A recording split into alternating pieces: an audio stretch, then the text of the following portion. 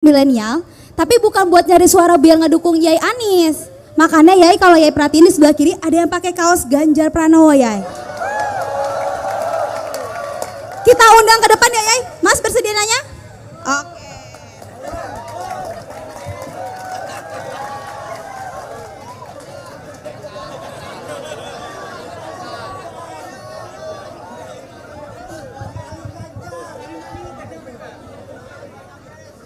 Ya, perkenalkan nama saya, panggilannya apa? Cekemon. Mon. Langsung saja. Dari rakyat biasa aja Pak, rakyat jelata.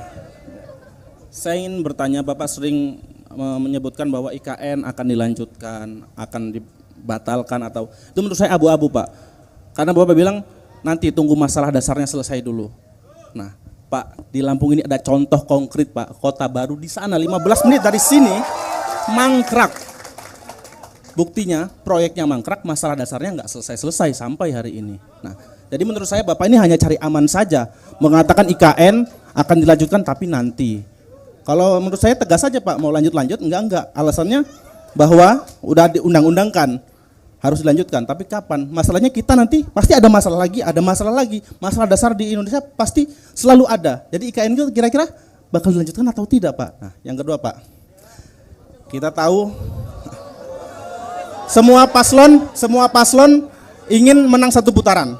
Tapi apabila Pak Anies nanti gagal lanjut ke putaran kedua atau kalah langsung di putaran pertama, kira-kira bakal mendukung ke 02, 03 atau malah oposisi saja? Kira-kira aja Pak, pendapat pribadi. Kalau partai kita nggak tahu ya. Ya itu saja, terima kasih.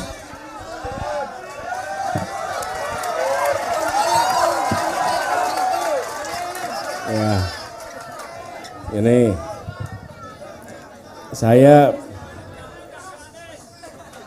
tadi sebelum jangan.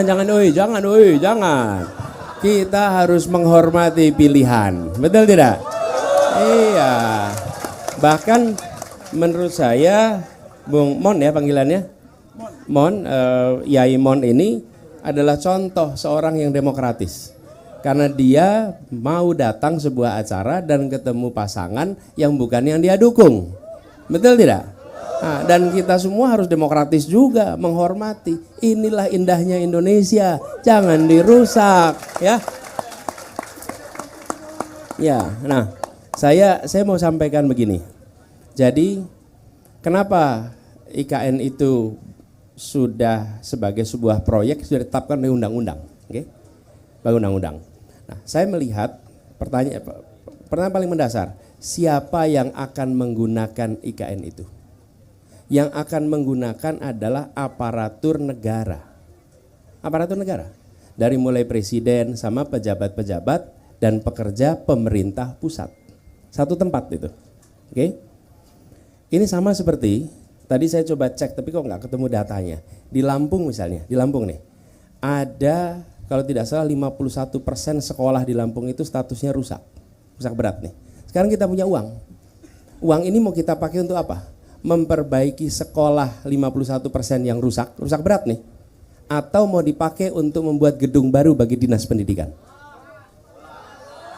Begitu. Jadi bukan soal urusan dasar kita akan selesai, tapi kalau ini bukan urusan dasar, ini problem. Problemnya apa? Sekolah rusak. Sekolah rusak tidak ada anggarannya. Kenapa? Karena anggarannya dipakai untuk urusan yang lain. Pupuk, subsidi pupuk kita diturunkan kemarin. Nah, sementara petani kita mengeluh soal pupuk. Lah kalau kita alokasikan anggarannya untuk membangun kantor, bagi siapa? Aparat negara. Aparat negara masih bisa bekerja dengan kantor yang sekarang. Nggak ada dampaknya. Oke? Jadi saya menghormati keinginan untuk membangun ibu kota, nggak apa-apa. Oke? Tapi hari ini kita sedang butuh menyelesaikan problem nih. Kalau sekolah rusak, itu berisiko. Oke? Kemudian puskesmas.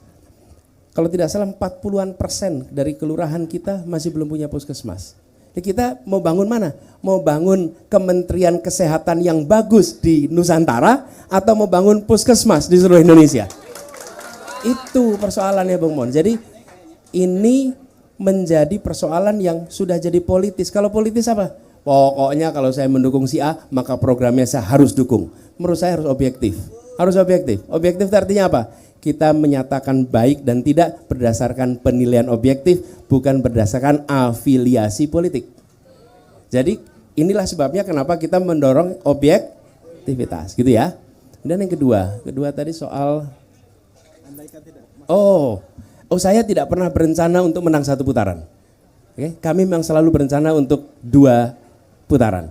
Dan insya Allah kita masuk ke putaran kedua. Jadi memang betul kami nggak pernah. Saya coba cek. Saya selalu mengatakan bahwa yang penting masuk putaran kedua. Kenapa? Karena kami udah pengalaman. Kalau banyak orang lain pilkada itu cuma 1 putaran. Hanya Jakarta yang pilkadanya 2 putaran. Jadi kalau saya ditanya, saya mindsetnya memang mindset 2 putaran, nggak pernah 1 putaran. Dari dulu. Dan lebih baik nih saya mau tanya nih, surveinya selalu nomor berapa kita? Saya nomor 3. Saya tanya, nih di ruangan ini yang pernah disurvei, acungkan tangan, pernah disurvei? Nggak pernah, Anda 1. Lumayan lah, kapan waktu itu? Agustus, sekali 1 orang di sini yang pernah disurvei. Alhamdulillah untung ada yang disurvei 1 orang nih. Okay? Kami selalu disurvei nomor 3. Dulu di Jakarta juga begitu. Terus menerus disurvei nomor 3.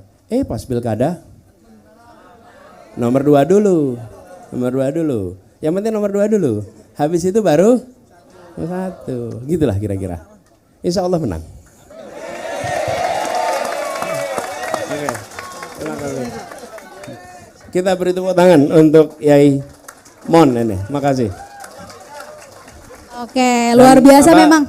Yai Mon kalau nanti berubah pikiran gak usah diumumkan. Kalau diumumkan nanti repot beliau ya. Jangan, gak usah diumumkan. Ya izin. Ini baru 2 pertanyaan di segmen keempat.